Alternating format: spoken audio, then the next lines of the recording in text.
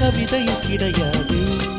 அட காதலிக்கும் ஆட்கள் போல கவிஞர்கள் கிடையாது. நீ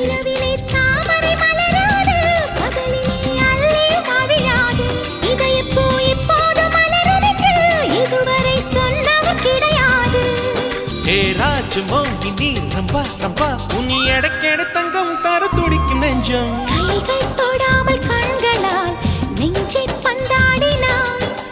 ரத்தம் வராமல் பார்வையால் என்னை துண்டாடினாய். மலரே ஒரு வார்த்தை பேசு இப்படிக்கு பூங்காற்று.